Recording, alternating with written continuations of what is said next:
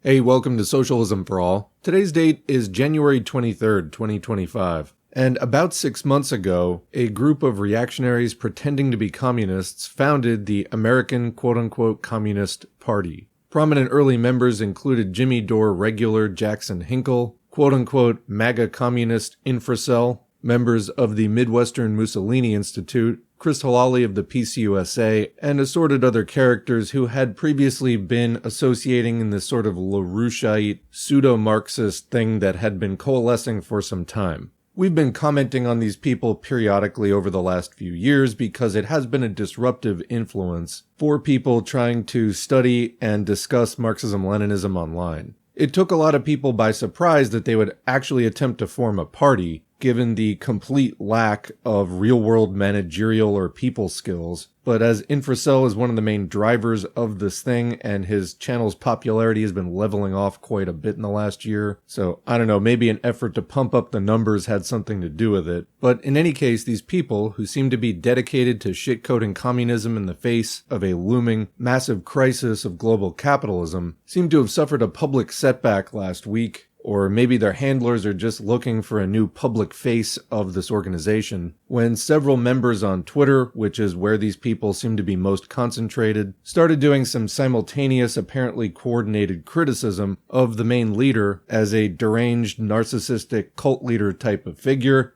and basically most of the commenters were like, yeah, that's what we told you 6 months ago when this thing launched. I mean, so many different organizations wrote about this thing when it launched, as it represented the worst and most suspicious tendencies, basically just kind of like warmed over fascism, between the open love for Russian fascist Alexander Dugin, the Lyndon LaRouche connections, and the Schiller Institute connections, the kind of neo-Browderist patriotic socialism stuff, the bigotry, the anti-LGBTQ+, the anti-woman stuff. It just really went on and on. As I mentioned, Infracell was already known for this. Jackson Hinkle, also a Jimmy Dore regular, and definitely in that vein. Chris Halali having been a member of the Nazbol PCUSA, which did a lot of the same stuff. I'm sure that Caleb Maupin would have been here also, except he was already burned by a previous sexual exploitation scandal in his own previous organization, so I think he was out as far as, trying to get this thing off the ground. But here we are 6 months later, and Twitter users Bree KB, Jenks Jackman, and Danny Shaw all came out with pretty elaborate statements criticizing the A-CP. In particular, Danny Shaw, who is a sociology professor in the City University of New York system, wrote 3 articles titled "To All of My Comrades in the American Communist Party," on the cultishness and liberalism of Ali Haz Hamoud,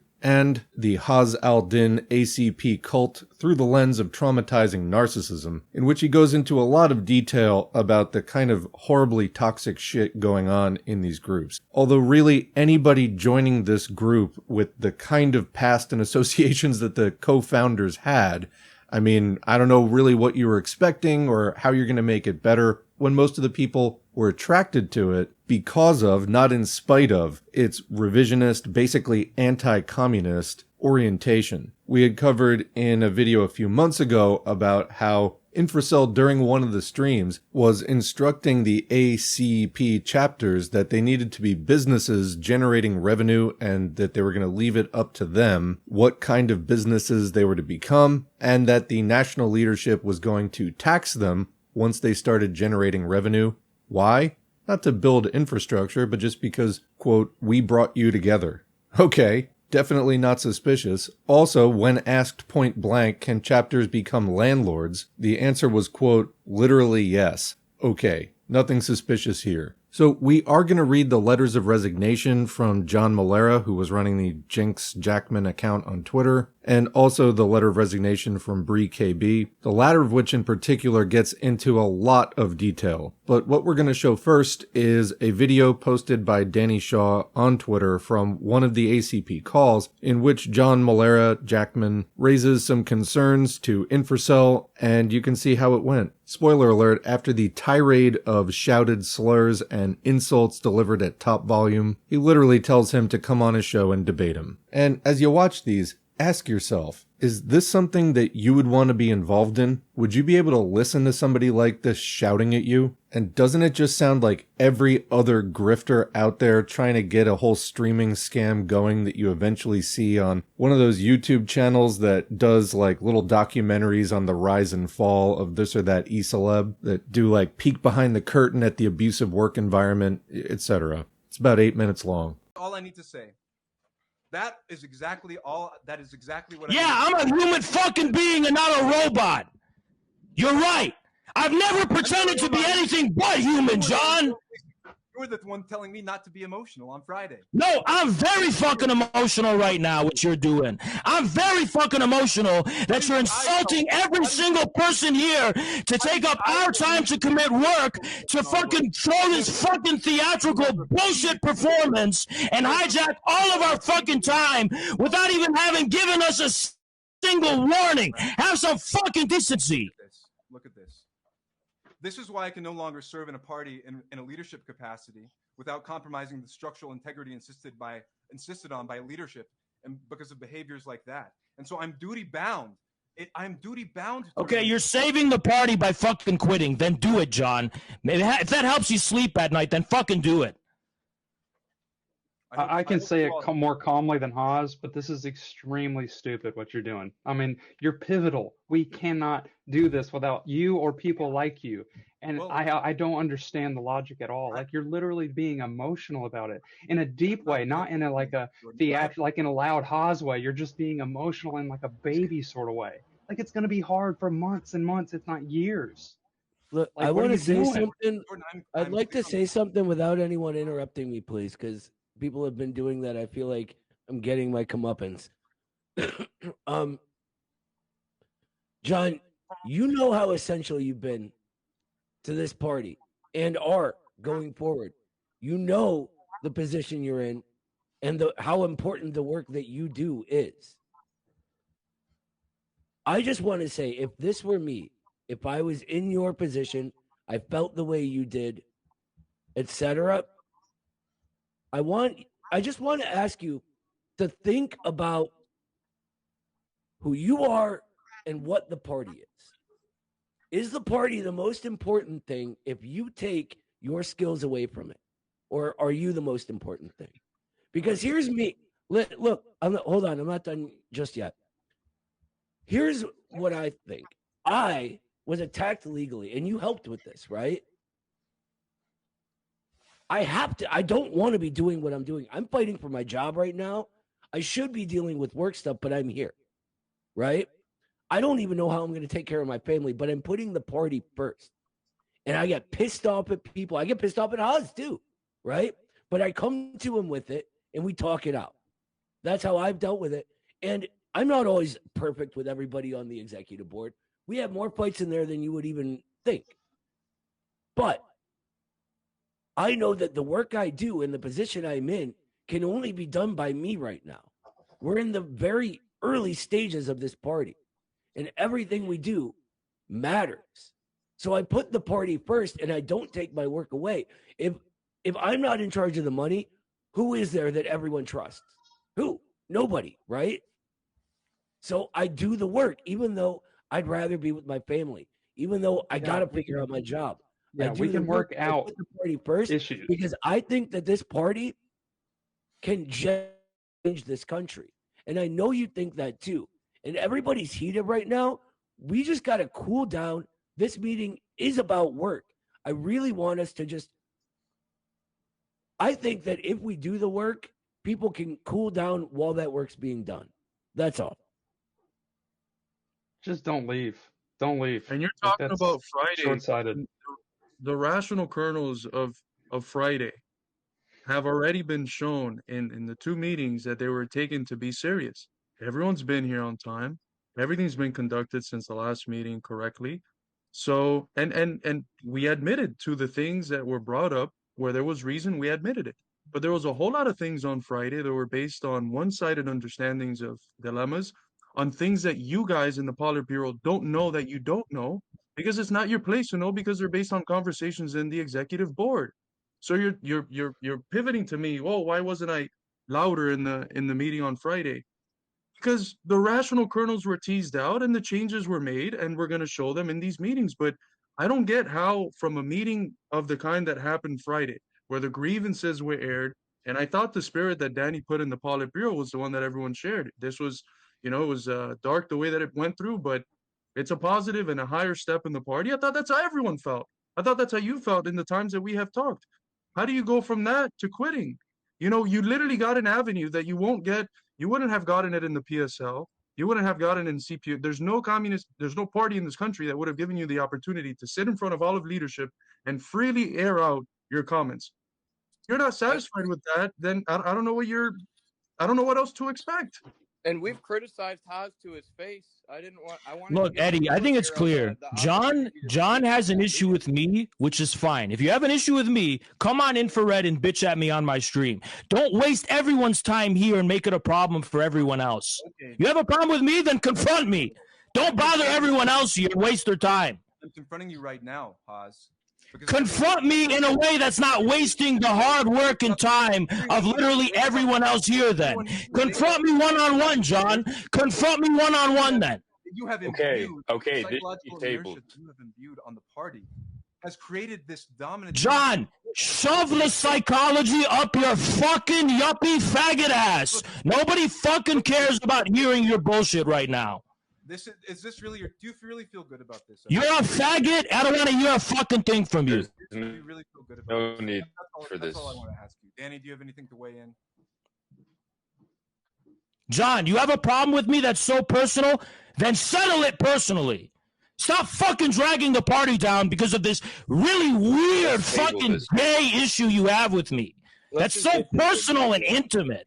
I don't even fucking know who you are. You cut me off. You don't want to hear it. When did you reach out to me? You're only doing it as a stage so that it's the whole fucking theater. You've never reached out to me even one fucking time to tell me whatever issue you have. When I brought up everybody here has set a time to do work. They have set aside time to do work, John. Not hear your fucking personal issues that you have with me. Nobody fucking cares. They want to get the fucking work done. Why can't we respect people's time? Your rank and file care. You care about that? If you want to confront me in front of the rank and file, do it on my fucking stream because I promise they're watching. Your stream is not just the rank and file. The rank and file is not just you want to then debate me live in front of the rank and file at the next event. I promise you, John. Go ahead and fucking do it. But don't waste everyone's time here. Let's actually schedule and plan something then. Don't come unprovoked to turn this into a fucking stage for your theatrics. Really interesting projection there. So going into the written statement now from John Molera, who has gone by John Jackman and was on Twitter as Jenks Jackman. It reads as follows: my resignation from the quote ACP. Comrades and friends, it is with both sorrow and hope that I have resigned from the quote American Communist Party, which continues to be in quotes. The American Communist Party was our dream. We saw the potential for a movement that could unite the working class and give the political interests of American workers unity, coherence, and direction. I saw the insightful theories and talent for communication within the party, did you know, and a commitment to the vision of a socialist America that stood decisively and unapologetically against the ruling capitalist class. We committed with heart and soul to build upon this vision, to work to support our party members, promote the work of our leaders, and establish a true communist party. Unfortunately, I am duty-bound to report that the failure to establish a dynamic of accountability among leadership has resulted in worrying and potentially irreversible cult-like tendencies, which have fostered a culture of mismanagement and disconnection from the working class, paranoia, information control, and intimidation. This dynamic is laying the groundwork for potential abuses which could seriously damage the cause of the working class and further insult the image of communism. In hindsight, these cultish tendencies contextualize shortcomings and mistakes in the party formation of initial leadership, the constitution drafting process, the policies pursued such as the anti-DSA policy, and priority of chapter enterprises, the recruitment process where the priority was to build up numbers quickly, the fixation of fighting online slander bait, and even in the behavior and example set by some top party members, which often was lacking the dignity and humility befitting of the name communist. After I became aware of a slate of improper conduct by the top, quote, leader, I realized that we were being tested subconsciously about how much lack of accountability we could take. 2 weeks ago, I raised urgent issues with party leadership to draw attention to the leadership failures and cult-like tendencies undermining the party. I asked for the, quote, chairman to be held to account and self-criticized for repeatedly missing party meetings, which people sacrifice time away from their jobs and families to attend, putting his stream and self-interests ahead of the work of the party, engaging in crude and embarrassing behavior, and for manipulating internal party dynamics in a way which flew in the face of the basic tenets that make democratic centralism work: unity in action, cadre development, freedom of discussion, criticism, and self-criticism. In my position of leadership, I witnessed a haphazard construction of the Constitution that undermined its credibility, lending to a level of confusion from cadre and inconsistency of its application. In the lead-up to the ACP convention, some of the harder-working individuals in leadership drafted a party constitution weeks in advance with multiple revisions. However, the, quote, chairman, I believe referring to Infracell here, did not review the Constitution until the night before the convention. In fact, on the night before the convention, he further put off critical Constitution drafting to deliver a surreal, in-real-life stream he presided over us. And we listened to him talk about his travels when we should have been working together. In the 11th hour, he contrived an error-filled Constitution before a ratification, in quotes, at a national convention attended by over 100 people who put their full trust in him. As he wrote the document, which represented the dream of dozens of youthful Marxist-Leninists, he made jokes and blamed the people who had spent weeks thinking about the Constitution for messing everything up. And I just have to comment here, you've seen this guy's streams, right? He's been online for years now, like several years. You have seen the way that he treats people, the way that he responds to criticism, the way that he's just constantly in this altered state of consciousness. Like, what exactly did you think you were going to be doing when joining a party organized by and around this individual? Really, what did you think was going to happen? Is this like a, I didn't think they were going to eat my face kind of situation or what? Anyway, continuing, he wasn't interested in getting advice from experienced comrades. He was interested in us reading his mind to reflect what he wanted. Following the convention, the priorities of the party development were driven by leadership's flawed formulations, such as emphasizing the development of chapter enterprises without an appreciation for the challenges and sacrifices of such an undertaking. You don't say, like, this whole thing was a not very well thought through money-making scam. That's kind of what I think. And absent consideration of the lack of resources National had to support such initiatives. I became troubled that the, quote, chairman was going on stream to prompt supporters to start chapter enterprises and providing false hopes to members who were ready to make personal investments to get their enterprise ideas off the ground. Instead of building our cadre up step by step, our leaders were in a rush to build up numbers to establish an illusion of credibility. To be certain, there are talented comrades in our chapters, but there are an overwhelming number that we don't really know, or who do not participate in party activities, or who are not reliable and principled cadre, opening the party up to operational security risks and confusing the practice of our cadre. I believe that if the leadership was capable enough, we could work through these problems and correct course, but my confidence was shattered once I raised sincere criticisms directly to leadership. Instead of dutifully holding themselves to account, the chairman deflected and blamed the treachery of the Politburo and made excuses for himself. He dominated the whole conversation, and none of the members of the so-called executive board spoke up to demand accountability from him. But they did tone police the Politburo members raising criticisms. They left their comrades and friends out to dry. They did not man up and fulfill their duties as communists to safeguard the party against cult-like tendencies that were acting as a fetter on party development and could raise the potential for future abuses. They seemed to care more about getting personal approval of the chairman and protecting their platforms than doing the right thing. Are you shocked? Like, I don't really... Like, everyone told you it was going to be like this online. When this thing formed, everyone said this. Why are you surprised?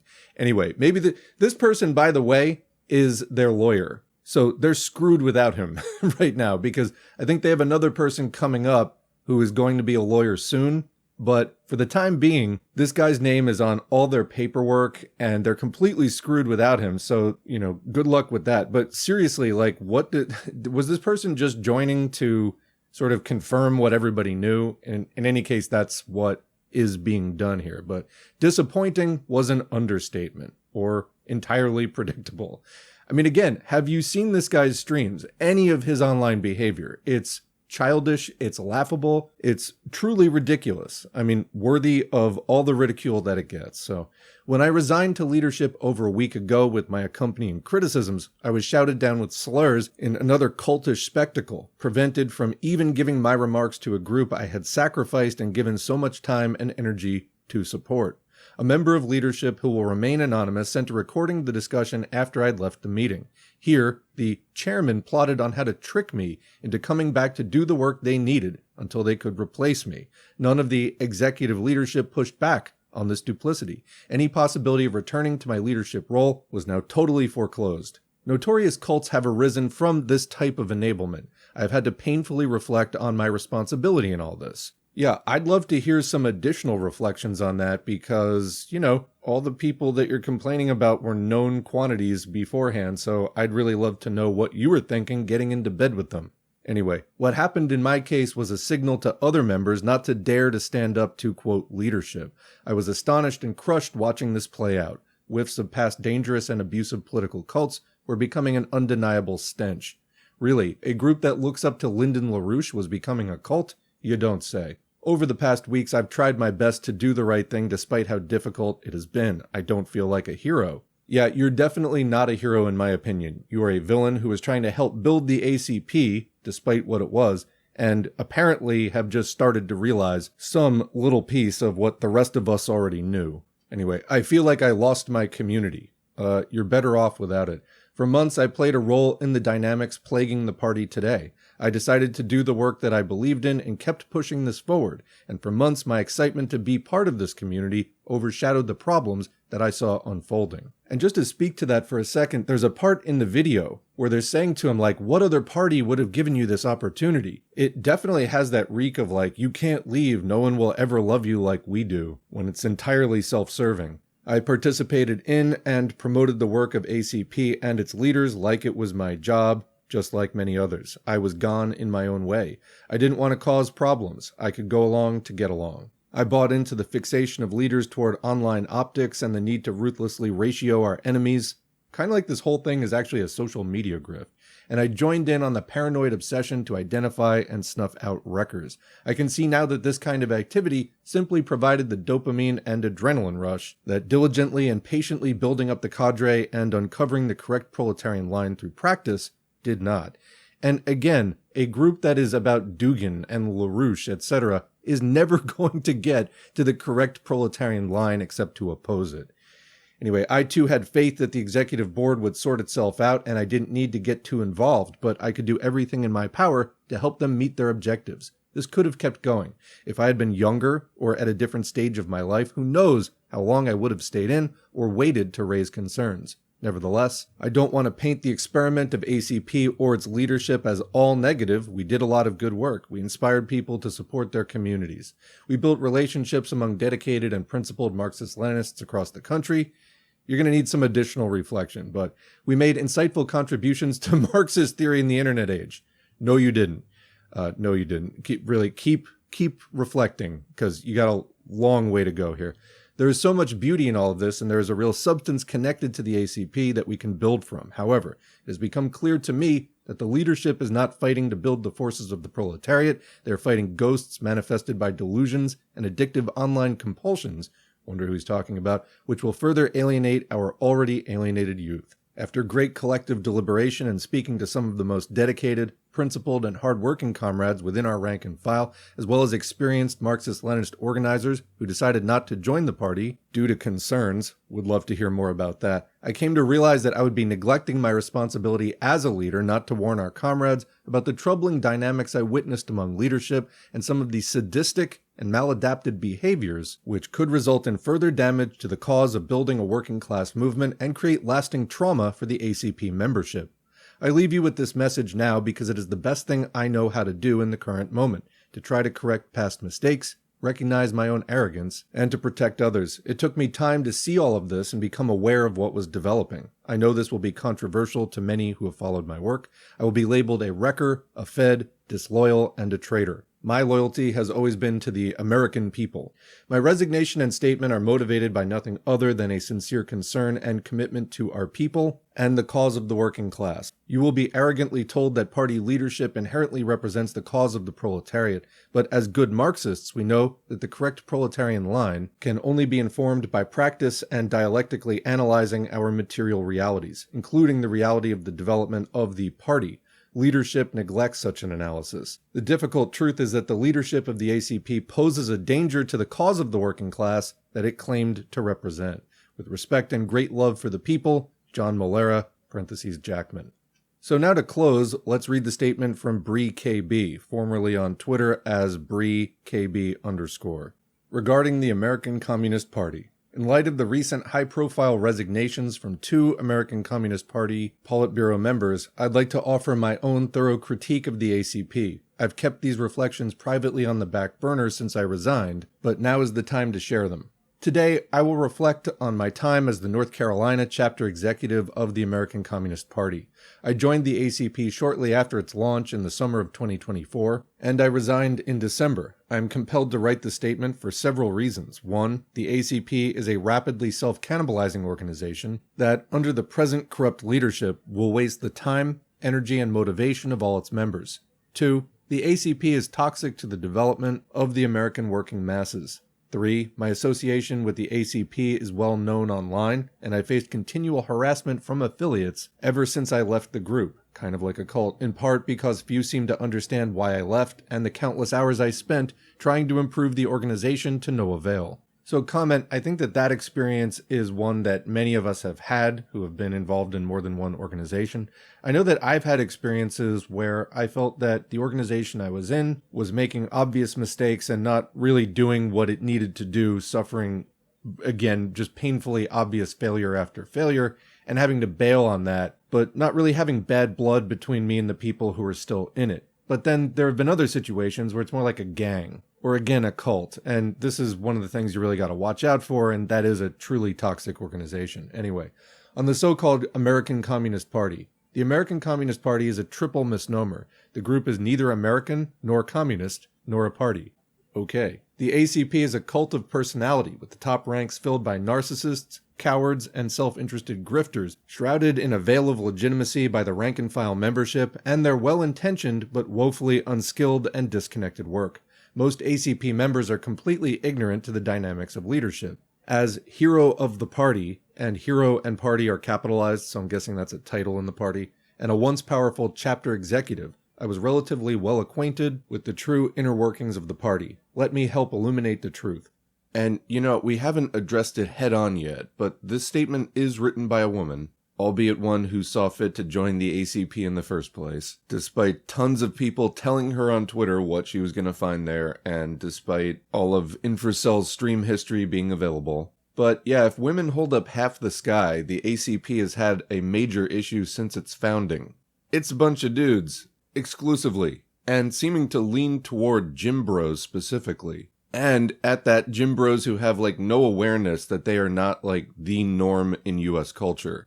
These are guys with such little self-awareness that they cannot see anything that they do as not normal, or a product of their specific subculture and particular toxic idea of masculinity.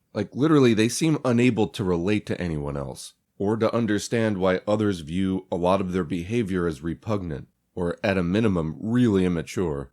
Alright, let's continue with Bree's statement. The executive leadership of the ACP purports to uphold the American proletarian mass line, but we have no American proletarian mass movement, and the ACP has no plan or ability to build one. So, what line are they really upholding? Their own. The cult of personality surrounding Haz al-Din. Come on, you're just using his supervillain name. You're feeding the psychosis. It's Infracel.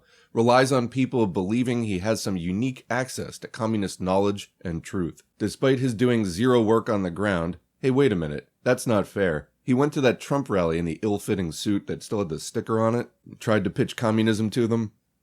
Okay, yeah, that doesn't count.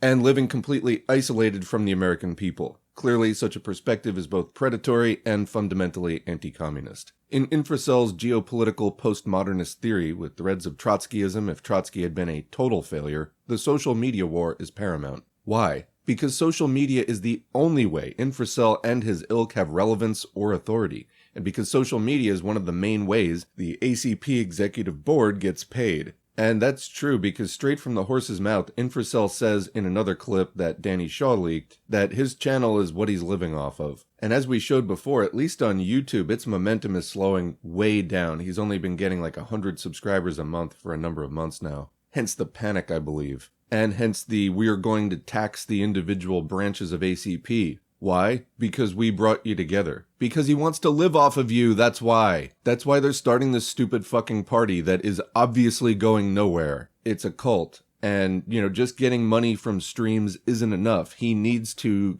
have you go start a car wash or something so that he can get a cut.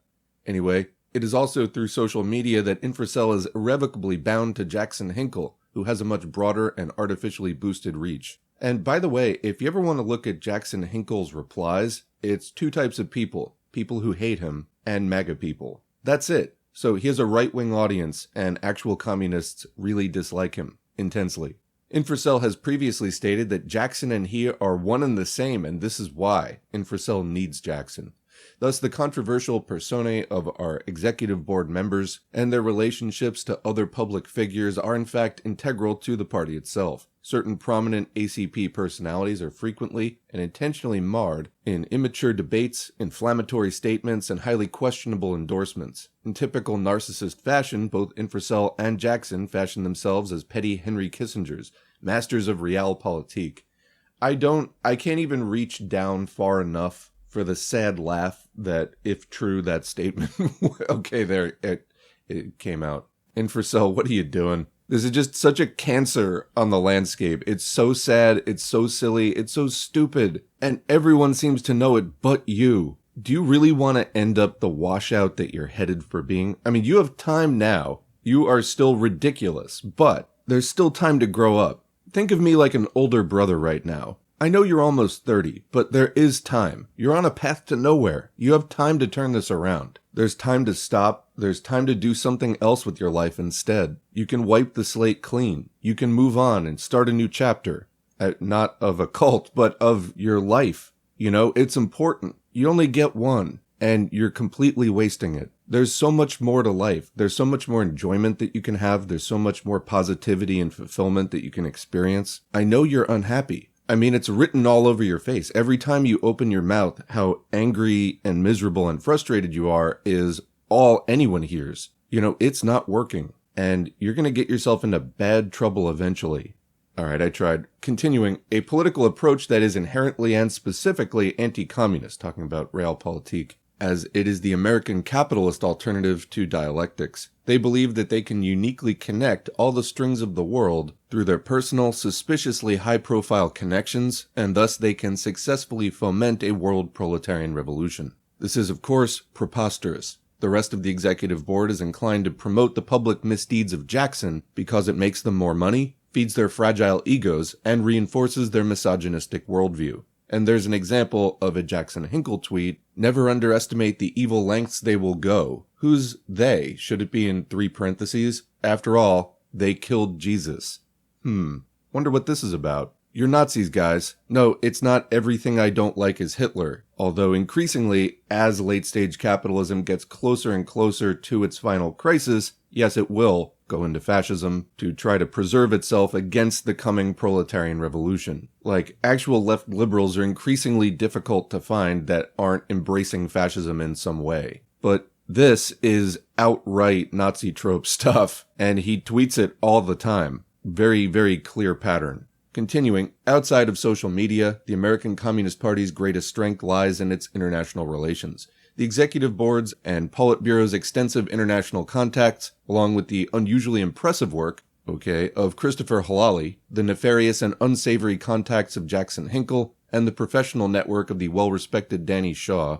And again, I don't really know much about Danny Shaw, as I don't really use Twitter anymore, but maybe somebody knows in the comments. Continuing, have rapidly carved a place for ACP's rhetoric in the international political arena. I mean, not really, but we'll leave that one alone for now. These external relationships are carefully cultivated and prioritized by the executive board. Where are Americans in this? Where is the concern for the advancement of the working class? whereas the elevation of proletarian consciousness. The top two priorities of the executive board are 1. The leadership's social media petty fiefdom, and 2. Cultivating international contacts of widely varying quality, integrity, and relevance. Domestic concerns are wholly relegated to the inept but typically well-meaning rank and file. Yeah, if the rank and file are the average mecha-tanky trolls on Twitter, they are not well-meaning. And they're overworked, under-resourced chapter executives. The, quote, patriotism of the ACP, so maligned by leftists, is in truth just an aesthetic veneer. Hey, dumbass, that's pretty much what we were saying. This whole rah-rah, let's wave the American flag, bourgeois nationalist bullshit really has nothing to do with Lenin's concept of celebrating the successes of the class struggle achieved in your local culture. The emphasis at all times is on proletarian internationalism, with the simultaneous recognition that the struggle is won and launched within more of a national context just because of scale. But really, any kind of morale-building force about the capabilities of the people involved is something to be highlighted, but not in a way that's gonna dovetail at all with the reactionary nature of bourgeois nationalism. Anyway, this is a whole other discussion we've already had. But her point is that it's just an aesthetic veneer. Yes, and a stupid one at that. I mean, that's a really bad strategy that's going to be alienating to the more advanced masses, which they're just sneeringly writing off as leftists in pursuit of the golden demographic of the reactionary white male worker. Like, that's the problem here. It's a LARP, and it's a LARP with a bad intention behind it. Anyway, continuing, I had to fight for the ACP to even acknowledge and release a statement on the horribly devastating Hurricane Helene, and even when I convinced the executive board, I had to write the statement entirely by myself. Furthermore, my criticism of the blatant statistical errors in the party's Public Veterans Day statement were ignored. Why? The executive board cared more about tweet views than accuracy.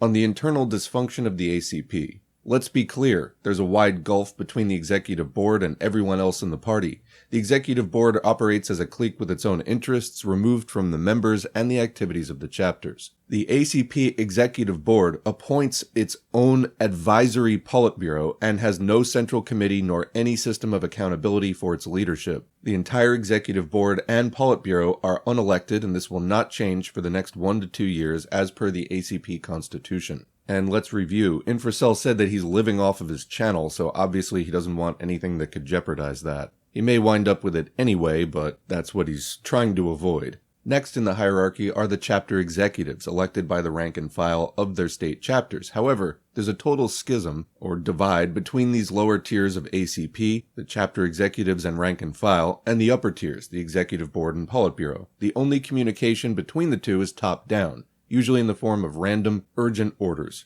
As I've alluded to, the work of the chapters is completely decentralized and varies widely in quantity and quality. This system, which once gave me much hope for my ability to succeed and materialize change as a communist in my community, allowed me to accomplish a great deal very quickly as the chapter executive for my state. However, the system also left us all with detrimentally little guidance and oversight. Yeah, because they don't care, they just want money from you eventually. Generally, the executive board took exceedingly little interest in the work of its members unless and until it caught the executive board's attention on social media. If the attention was negative, the punishment was swift and severe. I'd love to hear more about that. If the attention was positive, you could be exalted to the most unusual heights.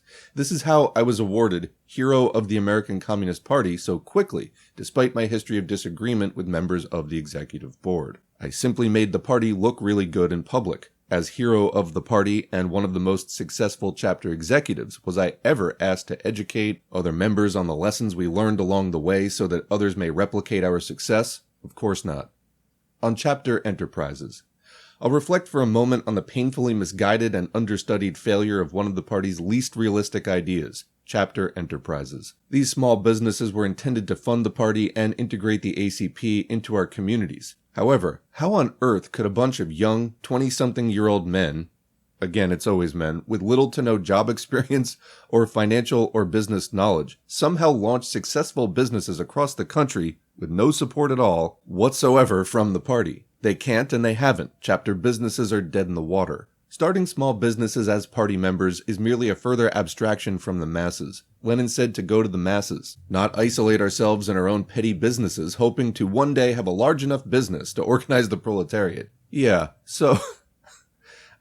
businesses are not the class organ of the proletariat. that would be labor unions. And as we know, capitalism gets its profits from extracting surplus labor from workers. So like literally that is the problem we're trying to end. It's so goofy. It's such a bad idea, but it is so about Infracell getting your money. So yeah, if you start a business, the profits of that business are coming from the surplus value that you're extracting from workers. It's from exploiting labor. Anyway, such a bad idea. The idea is absurd and the execution non-existent. I do, however, understand the need to have independent funding for communist organizing. To that end, why did ACP leadership never establish or promote a way to donate to the ACP, to help fund the activities of the chapters instead of relying on members to pay out of pocket for everything? The executive leadership was too incompetent and too preoccupied with their own personal streams of income as online content creators to establish legitimate means of funding the party. As head of the Hurricane Helene relief efforts, I was told by Infracell himself that he and the party weren't exactly pleased that we had raised and mobilized so much money to serve the hard-hit communities of North Carolina, because the money that came in from our members could have gone to funding other ventures of interest to leadership. However, there was neither a mechanism nor even a plan for that to occur. On the failings and priorities of ACP leadership, working in an abstracted, nationwide, decentralized, novel system is incredibly challenging. Adding to the difficulties, the lack of a stated party strategy and vision. That could, be part of it. The long-awaited ACP manifesto has still not been produced. And as we covered here at the channel a while back, the Rise of MAGA Communism document from 2 years ago is probably as close as they have to one. And it includes the following fundamentally revisionist passage. The critique of private property doesn't mean taking property away from people. It means using political power in a way that serves the common interests of the people rather than the private interests of money. The contractual forms of association between the people, which allow people to secure their rights of ownership, will continue to exist far into the future, and will only disappear when they are rendered unnecessary by the productive forces, when no institutional challenge to their ownership will even exist. That is Kautskyite gradualism, but you also hear it echoed in modern China. What's going to abolish capitalist relations? Not class struggle, not any kind of subjective factor of the workers gaining class consciousness and struggling for revolution and to build socialism. No, it's just the productive forces. That's what's going to render capitalism, quote, unnecessary. And capitalists are in fact going to stop even trying to defend capitalism. And when will this occur? Far into the future. That's interesting because I believe that Lenin declared that the era of proletarian revolution had begun over 100 years ago. But now you're saying that actually capitalism is just going to continue for a long time into the future, maybe centuries, until capitalists just decide that this capitalism thing isn't worth defending anymore. The global working class can just have industry and everybody's going to shake hands and say good game. So yeah, I would expect more of that from the ACP manifesto if it ever shows up. The roles and rules for executive board members are not articulated. There is insufficient internal documentation, no onboarding call, and little guidance for anyone in the ACP, including chapter executives. This results in many questions and mistakes. Mistakes that once made are dealt with most harshly by the ACP executive board. The, quote, leadership of ACP has no leadership experience, and it shows. They have no apparent knowledge of organizational management, and they aren't interested in gaining those skills. So it really is MAGA communism, Trump style. Under the executive board's misleadership, the ACP rank and file are an unstably unified collection of two broad groups of contradictory people, those from IGG/Infracell and those from more offline backgrounds, who specifically support ACP. The former group, often called guerrillas, dogmatically back the Khan. That's another nickname for Infracell. And it's spelled Khan, although CON might also be appropriate. The ones tearing me apart on social media for leaving ACP are primarily from this group. Note too that many of these Infracell stands are not in the party and thus have no actual ability to speak on party dynamics. Although I have to add here, they're anonymous, so how would you even know? Yet they are often the vocal and ardent supporters. The offline group consists of more regular working class people who are often turned off by the antics of the guerrillas. I frequently receive messages of support from these workers. Infracell and the ACP, however, rely on the dogmatism of the guerrillas. And I don't think dogmatism is actually the appropriate word. Fanaticism is probably a better word here. Infracell, Jackson Hinkle, and the Midwestern Mussolini crew have all systematically prioritized their own streams of revenue and relevance over the party itself. Wait, are you saying that this is a social media grifter party, which is what everyone was saying when it launched? I mean, thanks for confirming, I guess. Leaving other members to desperately try to pick up the slack. Jackson's only perceivable role in the party was to create introductory graphics for the new chapters and boost them on Twitter, a task he unceremoniously quit doing entirely within weeks of the party launch. Carlos from Midwestern Mussolini, the ACP Director of Education, relied on the California chapter to put together a functional educational program for all party cadre while happily taking money from members to teach unofficial Marxist courses elsewhere. Infracell prioritized his personal trip to Russia and a pointless debate with a TikToker over drafting and assembling the most fundamental and necessary party documents. The ACP Constitution and party program only exist because of the tireless, yet thankless efforts of the ACP's former law team, approved by Infracell mere hours before being presented to the rank and file. Infamously, these documents were ratified unanimously. Why? Because party members, who took time off of work and flew all the way to Chicago on their own dime to the National Convention, were not given any time whatsoever to review these documents before we were asked to vote on them. Since we weren't even able to read the founding documents of our party, it goes without saying that there was no debate or criticism of these documents whatsoever before they were ratified. Absurd. And I'd just like to highlight the irony that the ACP in the summer tried to use some of the momentum from the CPUSA's widely criticized convention to build steam for their launch. And then their convention just months later had some of the same problems. On internal criticism. Much bellyaching occurs online against me, Bree, on this point. Why did Bree not bring her criticisms to the party internally? Let it be known, I tried everything. There are simply no mechanisms for internal criticism, and my repeated demands, beginning in August of 2024, for increased organizational capacity to facilitate mechanisms of internal criticism, fell on deaf, hostile ears. The ACP is a dictatorship of the neurotic, insular, and self-interested executive board. The executive board has no capacity nor desire to understand internal criticism, let alone incorporate it to strengthen the party.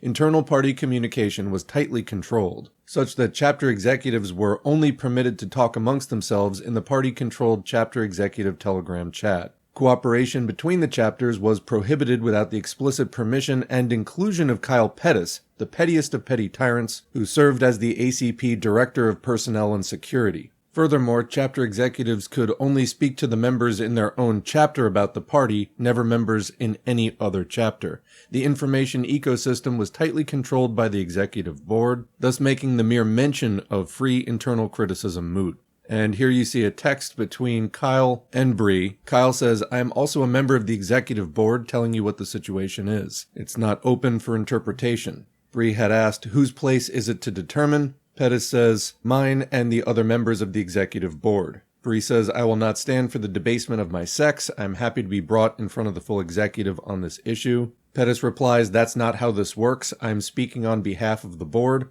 I'm a full member of the board. This is my job. I have told you what is expected.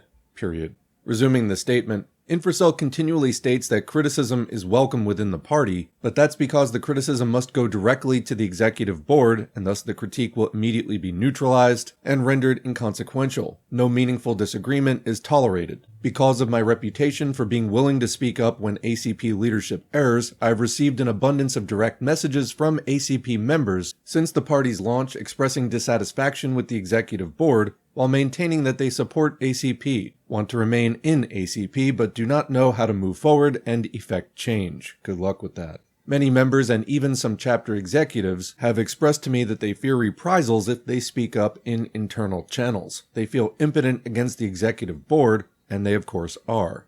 Because I dared to work genuinely to actually strengthen the ACP, instead of kowtowing to the tantrums of Infracell and his executive board enablers, I was subjected to countless hours of struggle sessions in which I was berated, demeaned, and shut down. I was threatened with being purged. At one point, I issued, at Infracel's demand, a self-criticism against my correct public critique of Jackson Hinkle's misogyny. I apologized to my fellow chapter executives for daring to state the obvious publicly about Jackson, and I urged them to help me fight for better internal means of communication. So we see an example here, a clip of a statement from 5 December 2024 written by Bree. It reads, I encourage our executive board, as I have done many times in the past, to prioritize forming the organizational capacity for grievances, concerns, and party matters to be adequately and respectfully handled internally. Party strength does not come from the dictates of above. It comes from the ability to effectively utilize the knowledge and capacity of its members for the correct leadership vision.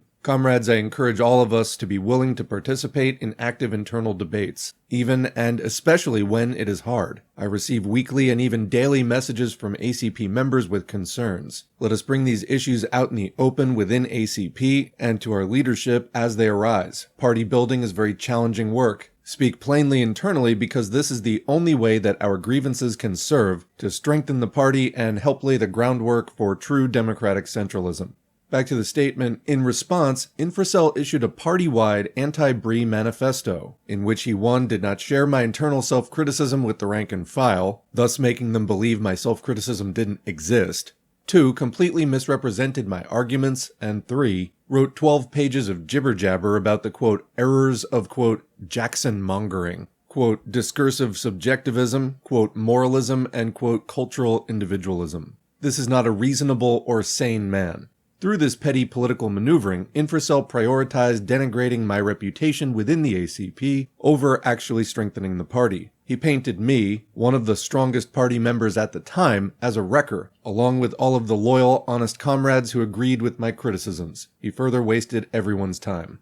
In addition to the humiliation spectacles that I endured within the party, RTSG, the heavily foreign research collective that works in tandem with ACP leadership, represented by Rev in the Politburo, and in case you're not familiar with RTSG, here is their about statement. RTSG is an international research collective that brings reality to a world of capital F, capital N fake news. We prize our independency, I just mean independence, reliability, and discipline. Anyway, according to Bree, this group has kept a profile on me for many months now, gathering personal background information on me, mixed with their own delusions and fabrications, without my consent to blackmail me into staying quiet should I ever raise concerns about ACP. To be sure, they have profiles on other ACP members and associates as well, wholly unbeknownst to most people.